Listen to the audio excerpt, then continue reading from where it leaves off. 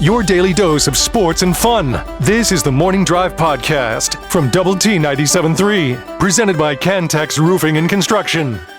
I'm Mike Hebert, owner of Cantex Roofing and Construction. Every day is game day, and we'll get it right when it comes to your roofing, construction, windows, and mirrors. Call Cantex Roofing and Construction today. Together, we are one serving you. This morning here on the Morning Drive, some things here from the Yates Flooring Center chat line off the Double T 97.3 mobile app presented by Happy State Bank. Chuck, it's rifle marksmanship, okay? I said the rifle shooting, so just getting the proper. They ought to just call them snipers. You know, you have the snipers. The judges had incorrectly determined the level of difficulty of one of her moves. This is Jordan Childs. When that result was changed, the losing gymnast was inconsolable. It was hard to watch. It was very hard to watch. Because I knew that Childs had won the bronze and that Simone Biles had won the silver. I just didn't know how it went down. And when I saw the Romanian win, I'm like, well, I thought, and then stuff started happening. I'm like, oh, and the girl was understandably upset, and you felt your heart went out for her, no question. Even though an American won, it's just like, oh man, it feels a little dirty, but it is what it is. I mean, that's the sport of gymnastics. It's judging and things like that. Somebody says this: gymnastics and figure skating are such rigged sports. Judges are always super biased, and it's a broken system. That goes back to the old, the Russian judge and the East German judge and the American judge. Never really worked out for you. Let's see. Synchronized swimming seems like a waste of time. Jeff, you're big on the synchronized swimming, aren't you? Not big, but what they did was impressive. What the U.S. team did was impressive when they did the moonwalk in the water. Like, that was cool. I mean, you have to understand, their level of conditioning and athleticism and ability, you may say, well, it's synchronized swimming, but still, it's...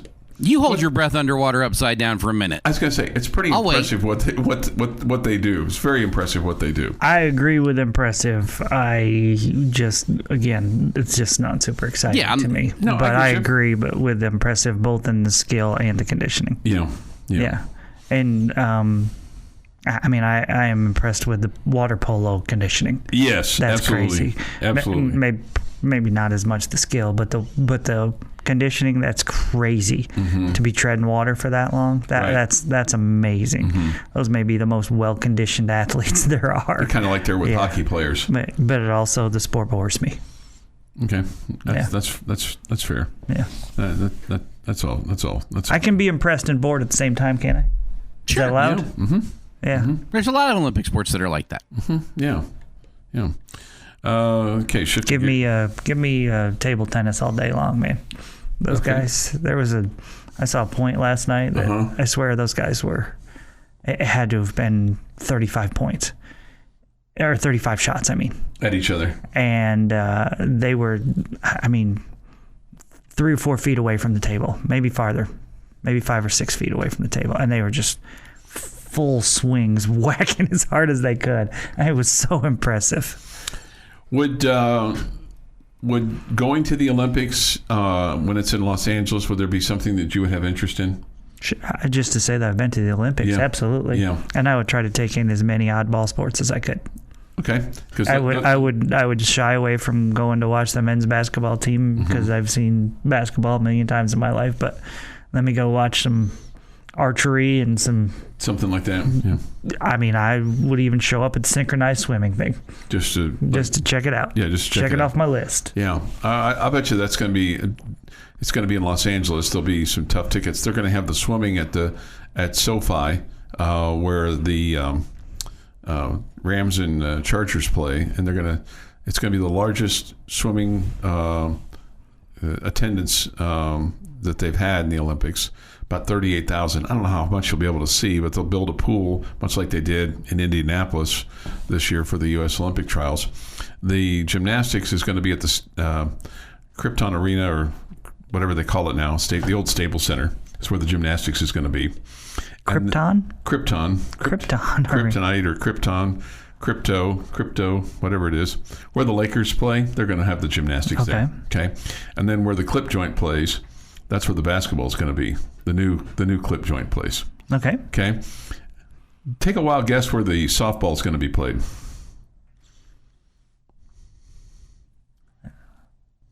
UCLA.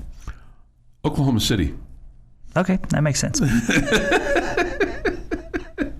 They're going to have a canoeing event in Oklahoma City and softball in Oklahoma City because of the facility that they have there versus, and I think that makes sense. Mm-hmm. Why build something that you're just going to tear down just for, a handful of games when you've got something in another part of the country that's perfectly normal, perfectly good to use.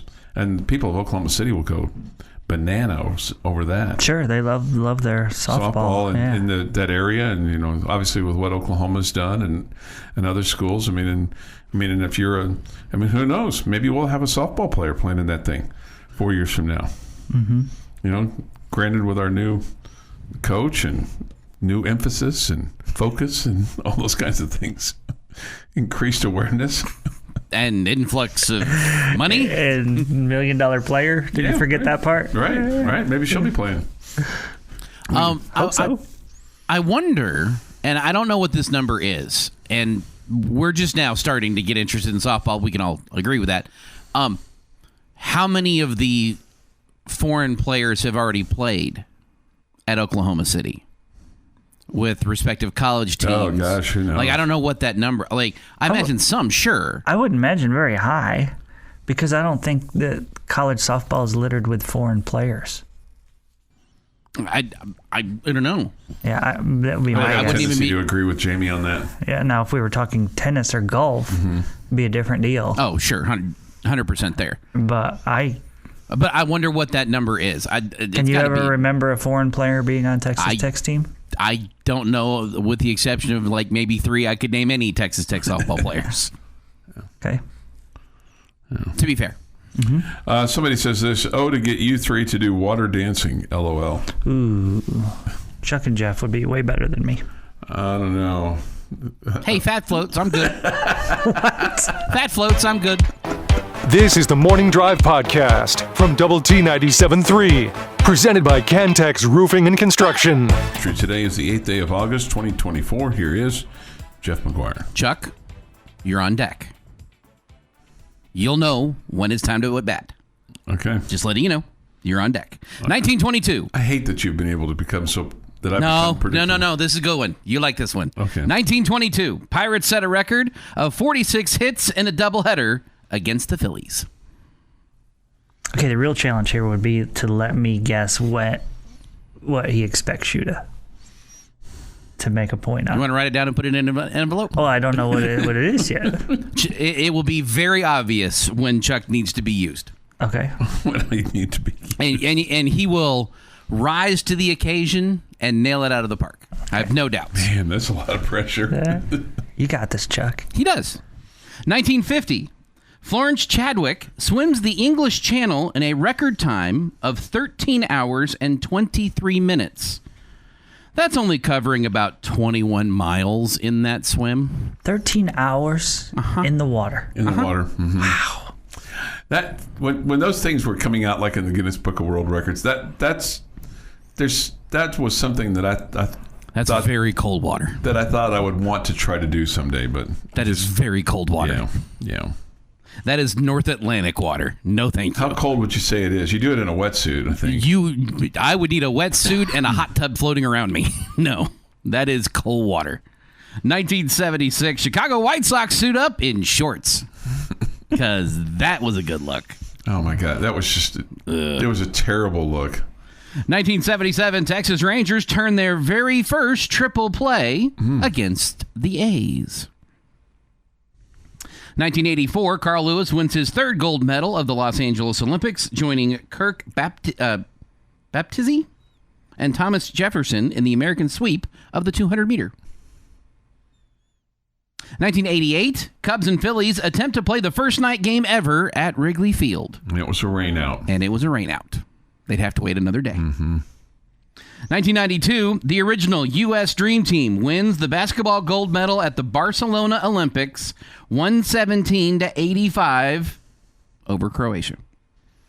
Future superstars Michael Jordan, NBA superstars, Michael Jordan, Magic Johnson, Larry Bird, Scottie Pippen, Charles Barkley, and Patrick Ewing earned gold medals. It's a pretty good fivesome there. Oh, and that list kept going. Oh, it did. There's no doubt. Yeah. And in 2015, Texas Tech, Gia Perkins makes all 8 free throws and leads the San Antonio Silver Stars with 32 points to beat the Storm 88-81. It is National Frozen Custard Day. I prefer ice cream, but I wouldn't turn any down. Yeah, I prefer the ice cream too. You in on the custard? I don't hate it, but I'm never gonna choose it. Yeah, I'll take ice cream all day, every day. Happy birthday, Roger Federer is 43. Dustin Hoffman, 87. Anthony Rizzo, 35. And Jose Cruz is 77. Jose Caribbean Cruz. And on this day, in 1974, in an evening televised address, President Richard Milhouse Nixon. Effective noon tomorrow, I shall resign the presidency of the United States. Gerald Ford will be sworn in as your president. And that is this day in sports history. Well done, Chuck. Okay. Yeah. You figured it out. And you do it well. You really do. God, you just remember those days, and that sitting there in my parents' den and just, watching that, going, my goodness, what have we just witnessed here with, the President of the United States resigning his post. And then Nixon. Crazy to think about, right? Yeah, crazy to think about. And it was stupid too. It was ego. It was, it was just dumb. And then the Watergate co-conspirators and, with G. Gordon Liddy and others that were involved in that. It's just a bungled burglary.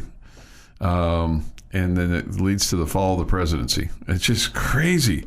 And then the other image that I have from that day or that afternoon was, Nixon the next day after he resigned the president. Effective noon tomorrow, I shall resign the presidency of the United States.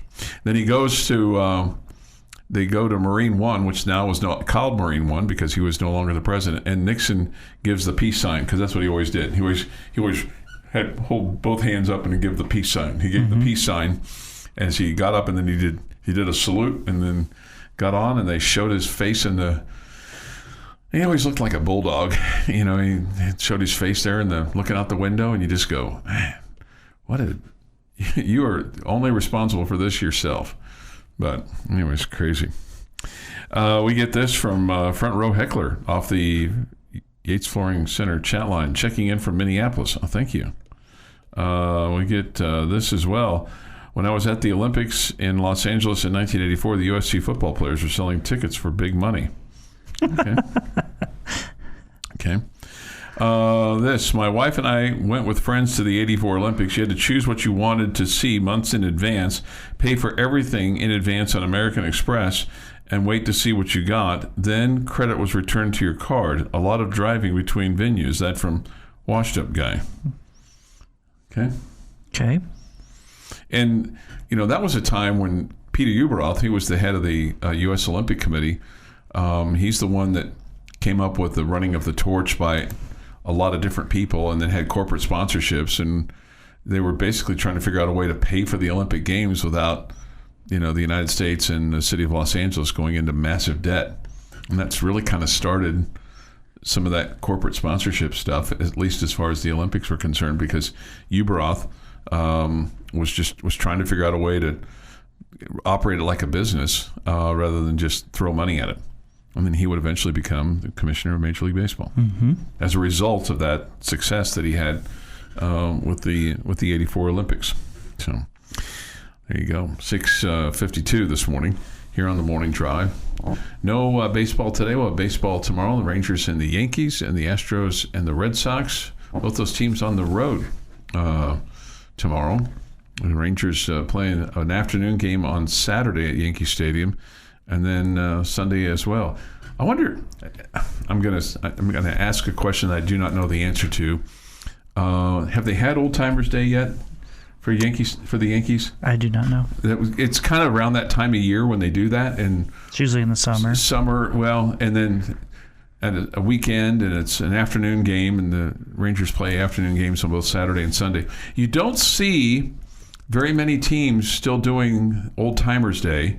It used to be that they'd play an Old Timers game, but the Yankees are the ones that, for the most part, that I can remember that have had that tradition that goes back for decades. Saturday, the 24th of this month.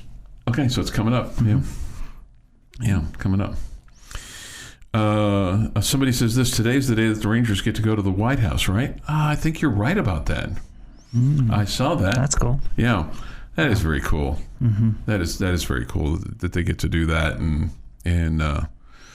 get a kind of a peek behind the curtain tour. I'd love that. I think that I don't care who the president is. I'd love to be able to go into the Oval Office, just chew the fat. I think the Major League Baseball teams enjoy it a whole lot more than the NBA teams. Yeah, because Major League Baseball teams go. That's the point. Yeah, right. The NBA. Well, NBA is saying thanks, but no thanks. it is America's pastime. That's disappointing too. That's just kind of where we are. Yeah. No, you're right. But I mean, again, no matter who the president is, I'd love to meet that person and have a conversation with him. It's been a little crazy in the presidency of late. There's no doubt, but over the last few cycles. No, there's no doubt. I mean, I don't necessarily. Been a bit different. Doesn't necessarly mean right. I still would want to go though. Yes, yeah, right. absolutely, 100%. I'd like to go and see that history and all that kind of stuff. But you're right. I mean, it's been a little odd. The Fascinating. Morning Drive podcast from Double T 97.3 is presented by Cantex Roofing and Construction. Thank you for being with us today on Lubbock Sports Station, Double T 97.3 and Double T 97.3.com. We'll have the end of the bench on at 9 o'clock this morning. You'll get observations from those fellas. Same at high noon with the bottom line today. Fresh observations because no extended bottom line yesterday because of the Rangers and the Astros. And then don't forget Tech Talk today from 3 to 6 on Double T 97.3. The other aforementioned shows on 100.7 The Score. All right, linebacker is going to be a key position, right? I mean, it always is. Should be one of your strengths. Yeah, and so Joey McGuire, after practice on Tuesday, had this to say about what he has seen from his linebackers so far. Yeah, one of my favorites, I actually did a deal today with ESPN. It wasn't anything recorded, but it was for all of their sideline reporters. It was me, Dave Dorn, and Sam Pittman. And if y'all remember, Dave Dorn's the head coach of North Carolina State, and he asked me about Bryce. Bryce Ramirez last year played just because he was tough. Like, he was nowhere close movement-wise than what he was before the injury. And I think what you'll see right now is he's all the way back. I mean, his body movement right now is totally different than what it was last year, in a really good area. I think seeing a lot out of him, and then the other two just continue to grow. I mean, just the thing about guys at linebackers, as many reps as you can get, how you can process the pitcher, see pullers, recognize play action pass, stuff like that. Those guys have gotten so much better. And you like hearing stuff like that. Yeah, I mean, you had two really good guys on the inside last year, and Bryce is just continuing to get more healthy and more reps and all that. So you would think Ramirez is going to be really good as well. I think when I look at the defense, I look at the linebackers as the strength. Yeah, and you think about Jacob Rodriguez and Ben Roberts, and I mean those three names are names that you probably will hear quite a bit this coming football season. And like you said, a real strength of your defense.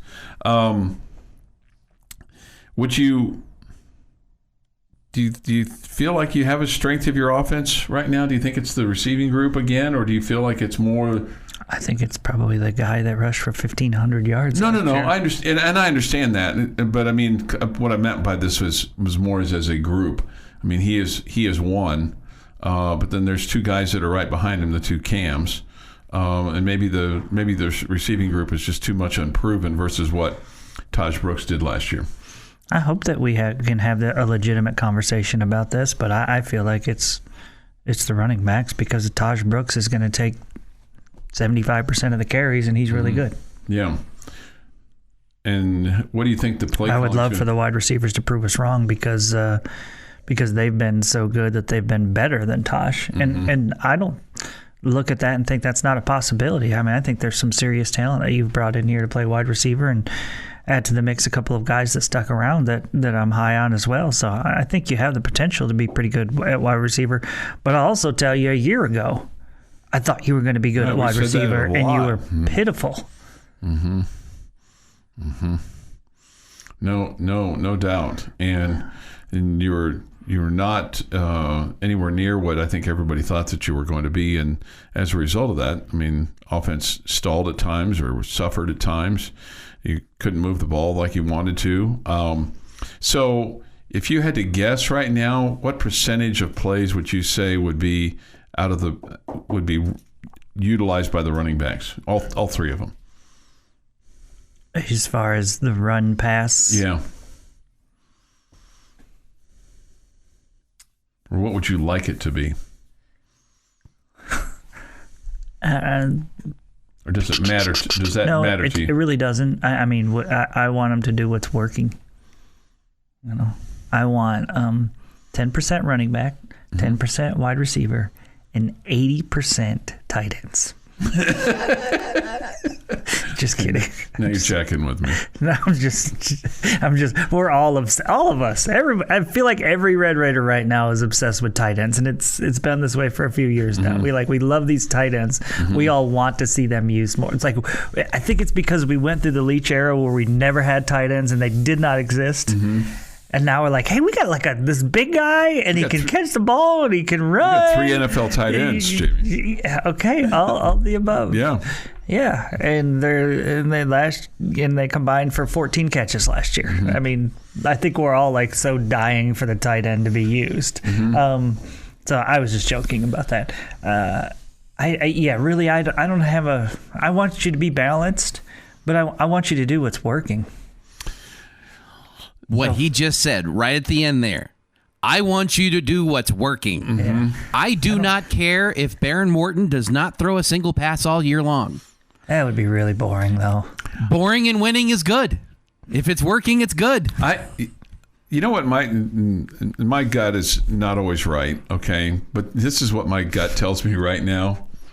My gut tells me we're going to throw the ball and have success at throwing the ball way more than what people think, to the point where they're going to be like, wow, it's a 70-30 game here with the offense, passing versus running the ball, whether it's screens or using the tight end or bringing the, or throwing downfield or blah, blah, blah. The success of your offensive line and the health in your quarterback are huge factors in that. And if you have those two things, I do think we are going to be a very explosive offense, and you're going to see wide receivers making a bunch of plays.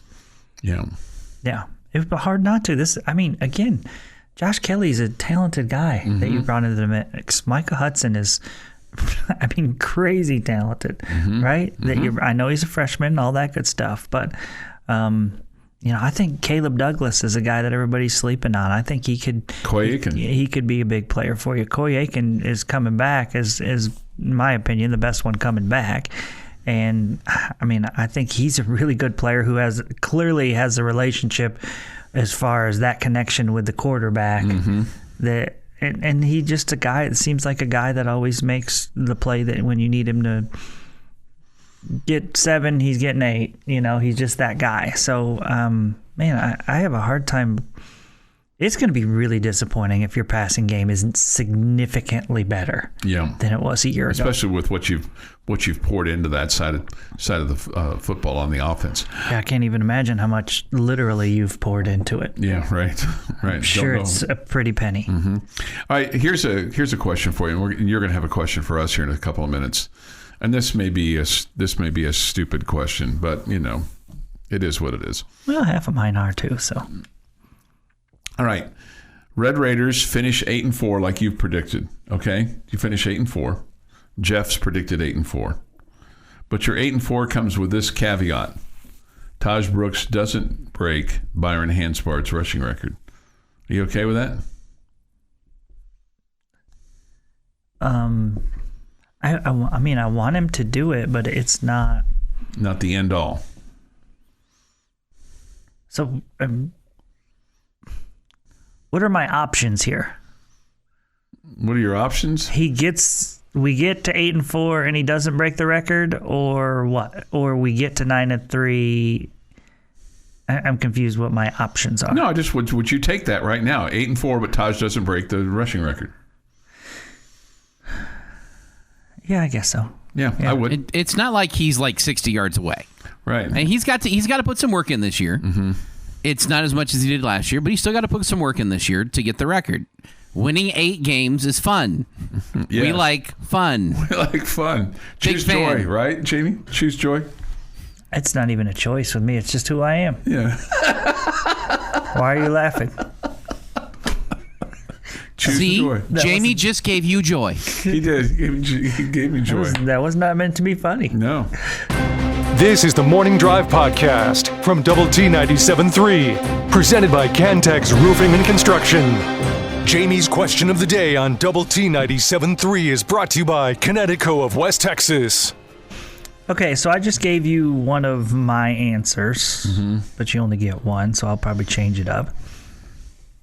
But I told you that of a guy that I thought people were sleeping on a little bit and was going to make a much bigger impact than maybe people are talking about at this point. So who's that guy that you think? We're going to go with a skill position player. Who was your guy? I said Caleb Douglas. Caleb Douglas, okay. Yeah. CeeDee. Oh, CeeDee. CeeDee. Not CeeDee Lamb. CeeDee. CeeDee Lamb is... Right. And you get extra bonus points if you know the nickname that Coach McGuire gives this person. Oh. Because I'll guarantee he's got one. No, so who's the guy that you think is going to make a bigger impact than maybe we're focusing on other guys, and this guy you think, man, he could be a big factor?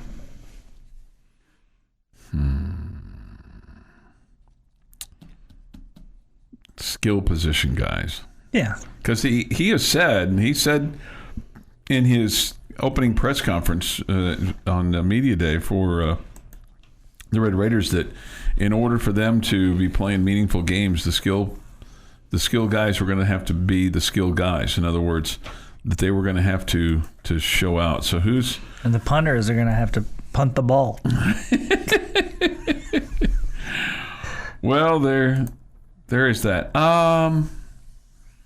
Okay. You want Jeff to go first? No. I'm going to give you a name, but you're going to say, well, is that really?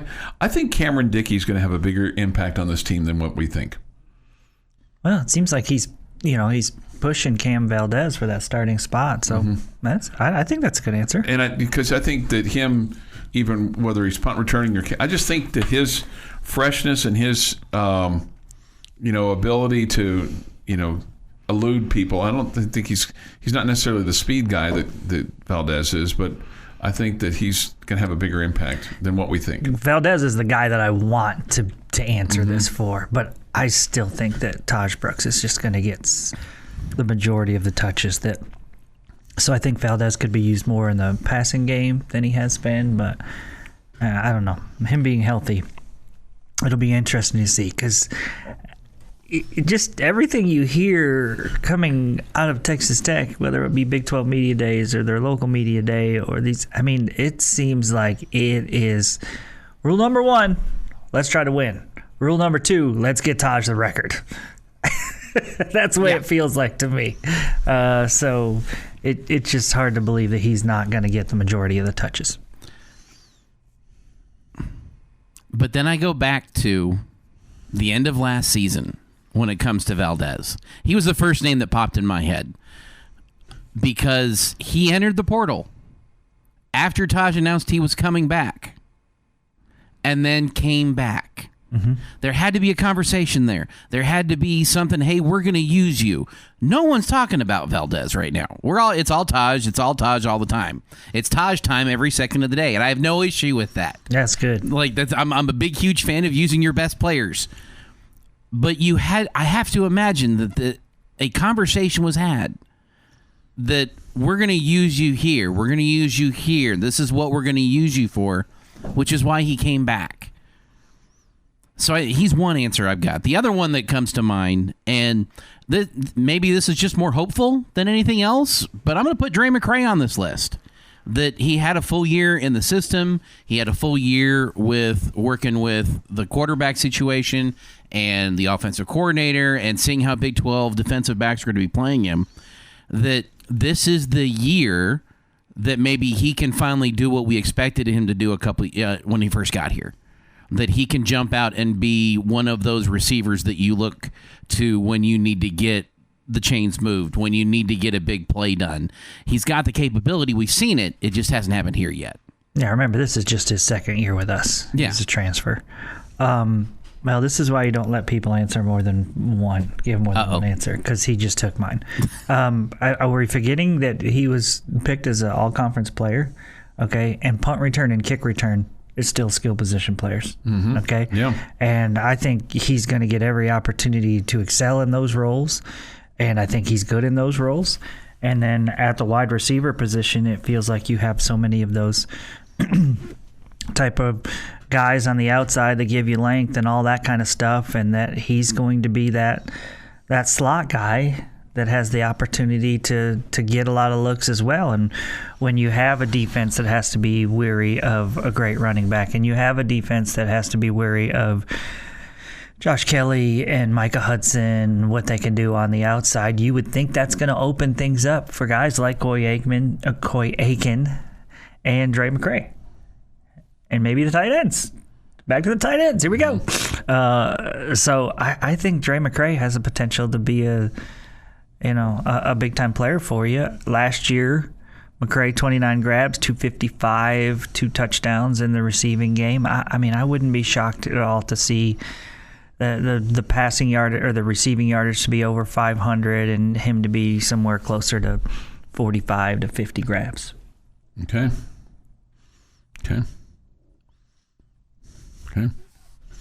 Those are all good picks. Mm-hmm.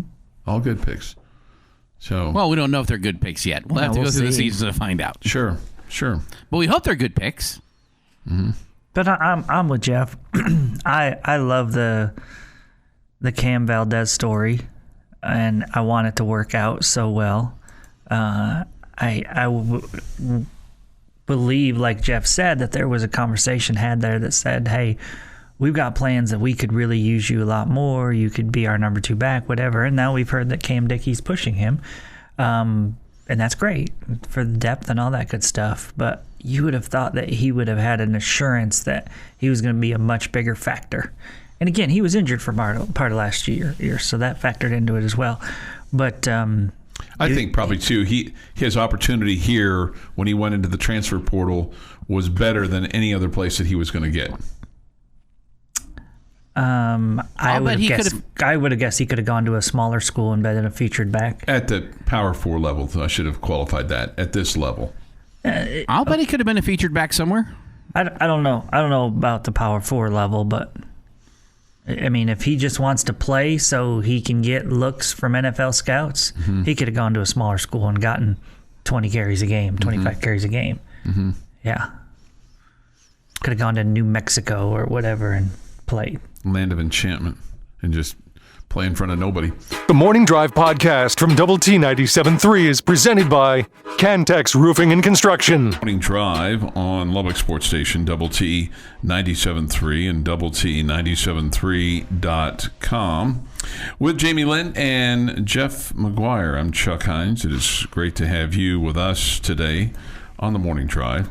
Look forward to hearing from you on the Yates Flooring Center chat line. Go to the Double T 97.3 mobile app for that.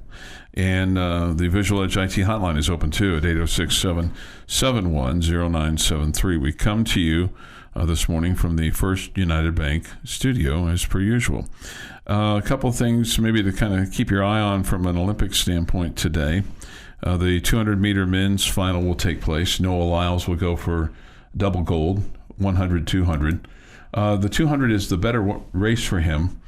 The 100 was going to be the harder race for him to win, which he did just by the hair of his chin or his torso. So he has a real good shot, even though he didn't have the best time in his semifinal heat. So he's among the favorites. And then tomorrow you would assume that he would compete in the 4x100 because he's the world's fastest man. But they already had a heat for that today. In the 4x100, and you had a Red Raider and a former South Plains college track athlete compete in that.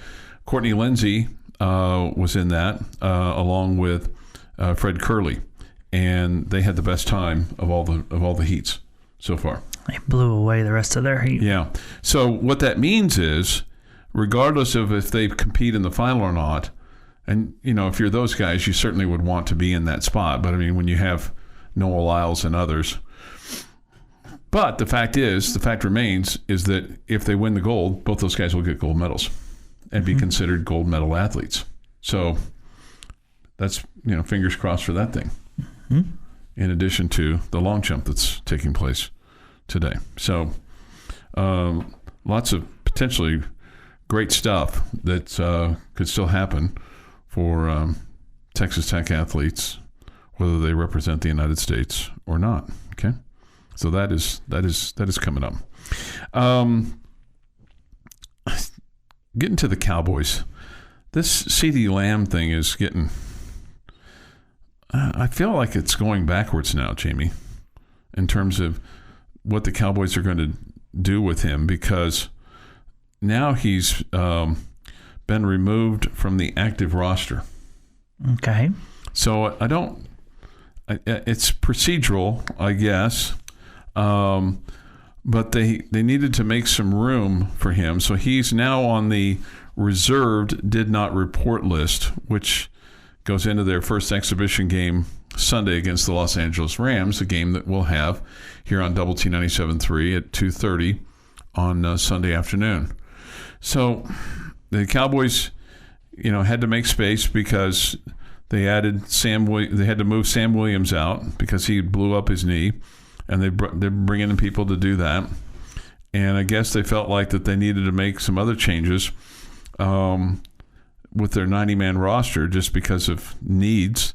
And so Lamb now goes to the reserve did not report list, which is accurate, right? I mean, it just doesn't seem like.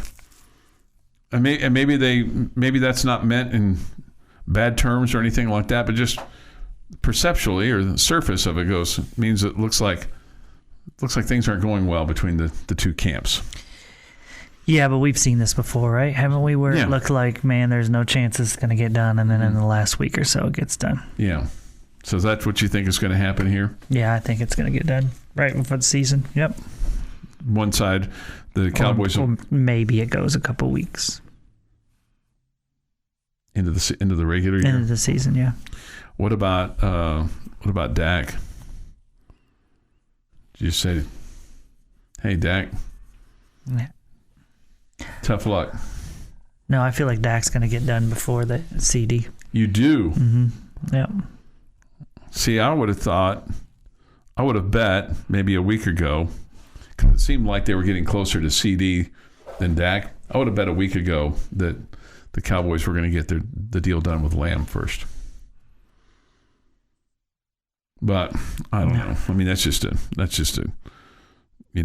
big old guess, on my part. It's not like Jerry's calling me and going, "Hey, Chuck, what do you?" Yeah, no, I'm right there with you. It's just a big old guess. What do you think? Well, I feel like that. Now, here's the deal: you've got Dak. He's in camp. He's playing. I mean, Dak's not going to pull a CeeDee right before the start of the season and go, "Hey, no contract E, no play E," is he? I don't think so. I don't guess so. I don't. I think we're more than likely here that he won't negotiate during the regular season, but I don't think he won't play. If he said that, I'd be thrilled. That he won't negotiate during the season? Yes. I'd be thrilled. Because if he falls on his face or doesn't meet expectations, which is my expectation, then he'll go somewhere else and the Cowboys will do all they can to draft a quarterback. And, and start over with a guy that they're not having to give the whole salary cap to. Yeah, I don't know that the Cowboys are in start-over mode, even if they lost Dak. I think they would probably try to Band-Aid it with a veteran quarterback. They might draft somebody. Might not be in the first round, but they would. They might draft somebody, but I think they would bring in a veteran to kind of Band-Aid it over. Which makes you think about Trey Lance, right? What's going on with him? He's pushing for the backup spot. Yeah, but he's not. He's not the backup yet. He's not lighting it up. I don't know. My thought is this: if Dak comes out and says, "I'm not negotiating through the media and I'm not negotiating during the season," no, he won't say that. He won't do it through the season. He will absolutely negotiate through the media. Those are two very different situations. I know. But if he does that and says, "I'm not negotiating during the season," Matt, I think that'd be great news for Cowboy fans. Because then it's like, okay, you pushed. I think it would definitely increase the odds that he would go somewhere else. And but I think most people would be fine with that, don't you? I just don't think he's going to get a deal like he's getting with the Cowboys from anywhere else. I don't. Right. But somebody will think, man, his numbers are great, blah, blah, blah. We put him in this offense, he'll be good in the postseason. Somebody will believe that. Mm-hmm. Somebody thinks they're a $60 million a year quarterback away. Just don't see that. That just doesn't. Those numbers don't work when it comes to winning. As long as the $60 million quarterback is named Patrick Mahomes. This has been the Morning Drive Podcast, presented by Cantex Roofing and Construction. Check out our library of Double T 97.3 podcasts at doublet97.3.com.